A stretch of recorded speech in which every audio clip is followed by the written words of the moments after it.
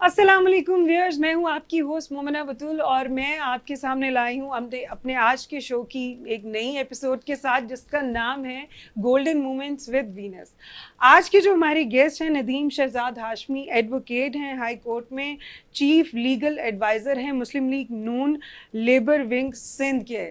تو آئیے ان سے بات کرتے ہیں۔ السلام علیکم سر۔ وعلیکم السلام۔ کیسے ہیں آپ؟ اللہ کا بہت شکر ہے۔ مجھے یہ بتائیں کہ آپ اتنا سب کچھ ایک ساتھ کیسے کر لیتے ہیں؟ میڈم اصل میں یہ مطلب جو میرا وکالت تو میرا ذریعہ معاش بھی ہے اور پیشہ بھی ہے، اور رہ کہ معاملہ سماجی حوالے سے اس کو پھر ٹائم کو مینیج کرنا پڑتا ہے کہ گھر والوں کے لیے گھر کا ٹائم، اپنے جو شعبہ ہے اس کے لیے، پلس جو ہماری جو سماجی سیاسی لائف ہے، ٹائم کو مینیج کرنے کی کوشش کر کے جو ہے وہ اللہ کا شکر ہے سب کچھ کر لیتے ہیں۔ تو آپ کے خیال میں ٹائم کو مینیج کرنے سے زندگی مینیج ہو جاتی ہے؟ بالکل ہو جاتی ہے، یعنی کہ آپ کچھ بھی کرنا چاہو تو ٹائم کی مینجمنٹ جو ہے وہ بہت امپورٹنٹ ہے ہماری زندگی میں۔ چلیں ہم اپنے اگلے سوال کی طرف چلتے ہیں۔ مجھے یہ بتائیں، یہ جو آپ کا اپنے ذکر کیا ابھی بیک اسٹیج پہ بیٹھے ہوئے کچھ باتوں کا، مشن محبت کو آپ یہ کیا لے کے چل رہے ہیں؟ بہت زبردست آپ نے بات کری۔ دیکھیں میڈم، بات یہ ہے کہ جو ہماری سوسائٹی ہے، اسپیشلی یہ جو سب کانٹیننٹل ہے، اس سب کانٹیننٹل میں مطلب جو ہے نا اس بر صغیر میں جو معاشرہ جو تشکیل پایا مسلم حوالے سے، اسپیشلی نا مسلم رولر رہے، 1000 سال ان کی حکمرانی رہی، اس کے اندر دیکھیں وہاں جو ہے وہ جو ریولوشن آیا، جو الزام ہمارے مذہب پہ لگایا جاتا ہے کہ جی اسلام کا جو مذہب تھا وہ تلواروں سے پھیلا تھا، ایسا نہیں تھا۔ اچھا، صوفیاء کرام نے نبی کریم صلی اللہ علیہ وسلم، ان کے اہل بیت اطہار، ان کے صحابہ کرام، تابعین، تبع تابعین اور جو بزرگان دین آئے، ان سب نے جو ہے پیغام محبت ہی پھیلایا۔ اگر آپ برا نہ منائیں بتائیں گے یہ کیا نکالا آپ؟ ہاں، یہ میں نے اپنے اسپرچول ماسٹر، میرے یعنی جسے مرشد کہا جاتا ہے، اچھا، یہ میرے پیر و مرشد ہیں، اچھا، حضرت سید محمود الحسن شاہ خاکی، اچھا، المعروف محمود مستوار قلندر، اچھا، یہ چکوال میں ہوتے ہیں اور بڑے ہی زبردست قسم کے جو ہیں اسپرچول اور روحانی حوالے سے ان کے کردار ہے۔ انہوں نے ایک مشن محبت بنا رکھا ہے، اچھا، ایک انسٹیٹیوشن بنایا ہے، ایک ادارہ بنایا، اس کے حوالے سے دنیا بھر میں کسی بھی مذہب سے کسی آدمی کا کوئی تعلق ہے، کسی فرقے سے تعلق ہے، کسی قوم سے تعلق ہے، اس تک جو ہے وہ محبتوں اور پیار کا جو صوفیوں کا پیغام ہے وہ دیتے ہیں، اور اس کے ذریعے سے جو ہے ایک ڈلیور کر رہے ہیں معاشرے میں، کہ معاشرے میں جو نفرتیں پھیلی ہوئی ہیں، معاشرے میں جو اب آپ امریکہ کی میں اگزامپل دیکھ لیں، کالا گورا لڑ پڑا، ہماری سوسائٹی کے اندر بھی یہی معاملات ہیں۔ تو آپ ان کے مشن کو لے کر آگے چل رہے ہیں؟ مجھے ان کے مشن سے پیار ہے، اچھا، کیونکہ وہ خالصتاً اللہ اور رسول صلی اللہ علیہ وسلم ہی کا پیغام ہے، جو محبتوں کا پیغام ہے۔ بالکل، یہ بہت اچھی بات ہے۔ اللہ کہہ رہا ہے میں کریم ہوں، رحیم ہوں، نبی صلی اللہ علیہ وسلم کہہ رہے ہیں میں رحمت للعالمین ہوں۔ تو جہاں رحمتیں ہوں، جہاں کریمی ہو، وہاں نفرتوں کا کہاں سے کام آ گیا بھائی؟ بالکل، آپ بالکل صحیح کہہ رہے ہیں۔ بہت اچھا پیغام ہے کہ ہمیں مل جل کر رہنا چاہیے اور محبتیں بانٹنی چاہیے، اور آپ بھی محبتوں کا ہی پیغام لے کے آگے چل رہے ہیں۔ سیاسی جماعتوں میں جمہوریت کے حوالے سے کیا کہیں گے؟ یہ بڑا اہم سوال آپ کا۔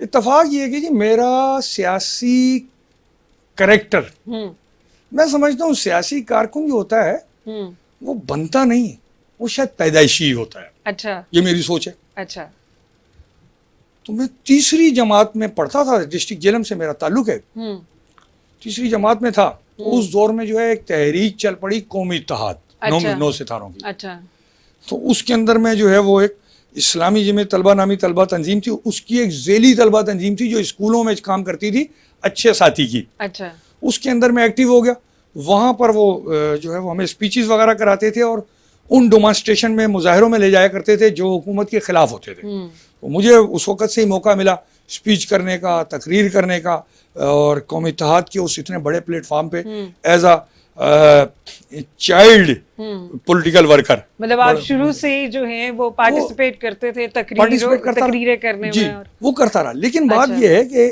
سیاسی جماعتوں کے آپ رول کی بات کر رہے ہیں، اب الحمدللہ جو ہے میں سینئر قانون دان ہوں، قانون کا ایک طالب علم ہوں، اس میں مجھے انتہائی افسوس سے یہ بات کہنی پڑ رہی ہے کہ ہمارے مملکت میں ایک تو جتنی بھی سیاسی جماعتیں ہیں ان میں زیادہ تر رواج پایا جاتا ہے موروثی سیاست کا، اچھا باپ کے بعد بیٹا, بیٹے کے بعد اس کا بیٹا, وہ جو چلی آ رہی وہ ہوتی ہے ایک باپ رسم, دادا کے ہاں زمانے باپ دادا کی موروثی سیاست چلی آ رہی ہے. اس کے اندر جو پولیٹیکل ورکر ہے وہ کسی بھی جماعت کا ہو, اس کو سروائیو کرنا, آگے بڑھنا, اس کی قربانیوں کے نتیجے میں اقتدار میں تو لوگ آ جاتے ہیں, اچھا برسر اقتدار آ جاتے ہیں, حکومتوں میں آ جاتے ہیں. وہ بیچارہ پولیٹیکل ورکر جو ہے وہ جیلوں میں بھی جاتا ہے, کوڑے بھی کھاتا ہے, مارے بھی کھاتا ہے, اپنے گھر بار تباہ برباد, اپنی معیشت کو برباد کرتا ہے. لیکن اس کے باوجود اسے ان پارٹیوں میں مقام جو اس کو ملنا چاہیے وہ صرف اس وجہ سے نہیں مل پاتا کہ ہمارے مملکت میں زیادہ تر سیاسی جماعتوں کے اندر الیکشن ہوتے ہی نہیں. اچھا الحمدللہ. نہیں تو آپ کو کیا لگتا ہے صرف انہی لوگوں کو, اسپیسیفک لوگوں کو آنا چاہیے کہ جن کے باپ دادا آئے تھے, اس پولیٹیشین بنے تھے, تو انہی کی اولادوں کو آنا چاہیے؟ ہماری جو یوتھ ہے, ینگسٹرز ہیں, ان میں سے کسی کو نہیں آنا چاہیے؟ بہت بڑی بات کر رہے ہیں. دیکھیں بات یہ کہ ہم جس سوسائٹی میں رہ رہے ہیں وہاں کا یہ المیہ ہے کہ وہاں پر شخصیت پرستی ہوتی ہے, انسٹیٹیوشنز کی بات ہی نہیں ہوتی. صحیح. میری خواہش یہ ہے کہ سیاسی جماعتیں بھی انسٹیٹیوشنز کی حیثیت اختیار کر لیں. اچھا میں مانتا ہوں کہ کوئی فیملی ہے, جیسے سپوز کر لیں بھٹو فیملی ہوئی, اس کے کردار ہے بہت بڑا, قربانیاں ہیں پاکستان کے لیے, جمہوریت کے لیے. اسی طرح میری جماعت میاں محمد نواز شریف صاحب, ان کے پورے گھرانے کی بہت قربانیاں ہیں, جیلوں میں جا رہے ہیں, حکومتیں چھوڑ رہے ہیں, تکلیفیں کاٹ رہے ہیں, بیوی وہاں پر جو ہے وہ ہاسپٹل میں پڑی ہوئی ہے, وہ پاکستانی عوام کے لیے آ رہے ہیں. As a family, as a خاندان, واقعتاً ان کی بڑی ہی قربانیاں اس نیشنز کے حوالے سے ہیں. بالکل. لیکن جناب معاملہ یہ ہے کہ میرٹ کا قتل عام کہیں نہیں ہونا چاہیے. پولیٹیکل پارٹیز کو اپنے ہاں گراس روٹ لیول سے جو ہے وہ الیکشنز کروانے چاہیے. اچھا میرٹ پر جو ہے ان کے ہاں پولیٹیکل ورکر کو آگے آنے دینا چاہیے, نہ کہ قیادتوں کی خوشامد درآمد کر کے جو ہے وہ سلیکشن ہوتی ہے. اصل میں سیاسی جماعتوں میں کیا ہے, میں پسندیدہ کردار ہوں تو مجھے میری جماعت کا کوئی بڑا مجھے کہیں آگے لے جائے گا, فیوریٹ اس میں لے جائے گا. ادروائز جو ہے میرٹ پر جو ہے وہ کوئی معاملہ ہی نہیں. یہ نہیں ہونا چاہیے. ہم کہتے ہیں کہ ملک میں جمہوریت ہونی چاہیے. سب سے پہلے جمہوریت کے لیے سیاسی جماعتوں کو ایز اے انسٹیٹیوشن اپنا رول ادا کرنا چاہیے. میں آپ کے اس پلیٹ فارم پر یہ بات کو مزید واضح کر دوں. بالکل بالکل. انتہائی دکھ ہو رہا ہے. وکلا برادری نے پاکستان بنایا. اچھا پاکستان لبرل قوتوں نے بنایا تھا, پاکستان کسی انتہا پسند قوتوں نے نہیں بنایا. محمد علی جناح صاحب سے لے کے لیاقت علی خان صاحب, علامہ اقبال صاحب, سردار عبدالرب نشتر صاحب اور دیگر تمام لوگ, وہ سب کے سب لائرز تھے, وہ سب کے سب بیرسٹرز تھے. بہت پازیٹیو طریقے سے انہوں نے پاکستان جو ہے وہ بغیر کوئی جنگ و جدل کیے ہوئے پاکستان بنا لیا تھا. لیکن آج کے اس پاکستان میں اگر ڈیموکریسی کی بات کی جائے, جمہوریت کی بات کی جائے, تو میں نے آپ کو بتا دیا کہ سیاسی جماعتوں میں فقدان, کہاں پر جمہوریت پائی جاتی ہے. اب یہ بھی سوال کریں کہ اس ریاست میں کہیں جمہوریت کا عنصر ہے؟ الحمدللہ. کہاں نظر آتی ہے جمہوریت؟ Very good. آپ کو نظر آئی کہ مجھے بالکل جمہوریت نظر آتی ہے جی. مجھے پراؤڈ ہے کہ میں جس برادری سے تعلق رکھتا ہوں, وکلا برادری, اس وکلا برادری نے پاکستان بنایا. سن 47 سے لے کر آج تک وکیل برادری ماشاء اللہ لگ گئے. آندھی آئے, طوفان آئے, زلزلہ آئے, ان کی جو bar association as a institution ہیں وہ ہر سال اپنے الیکشن کرواتے ہیں. ڈیموکریٹک طور پر جو ہے وہ جمہوری طور پہ جو بندہ جیتتا ہے اس کے ہاتھ میں چارج دے کے سائیڈ ہو جاتے ہیں. یہی کام اگر میری مملکت کی یہ سیاسی جماعتیں کرتی تو ڈیموکریسی مضبوط ہوتی. ڈیموکریسی مضبوط ہوتی تو ملک میں آمریت کے راستے رک جاتے. تو میں آپ سے یہ پوچھ رہی تھی کہ وکیلوں پر اور ڈاکٹرز پر آپ کو پتہ ہے ہمارے پاکستانی جو ہیں وہ اعتبار کرنا چھوڑ رہے ہیں آپ کی انہی حرکتوں کی وجہ سے. یہ کیا چل رہا ہے آپ دونوں کے بیچ میں, آپ اس کو ایلیبریٹ کریں آج ہماری عوام کے سامنے. بہت ہی اہم سوال آپ نے کر دیا ہے میڈم. اور دیکھیں میں تو بالکل حق کی بات کروں گا. وہ بات نہیں کروں گا کہ خالی میری برادری کی میں فیور کر رہا ہوں. نو, دیکھیں یہ وکیل صاحبان ہوں, ڈاکٹر صاحبان ہوں, ججز صاحبان ہوں, جرنلسٹ ہوں, جرنیل ہوں, جو بھی ہوں, ہم وہ سارے اسی سوسائٹی کا حصہ ہیں. بالکل.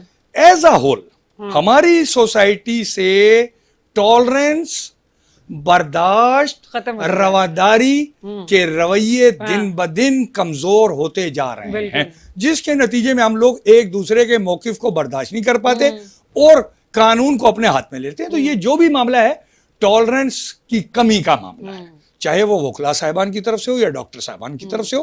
میں اس سمت پہ نہیں جانا چاہتا کہ کون حق پر تھا کون نہ.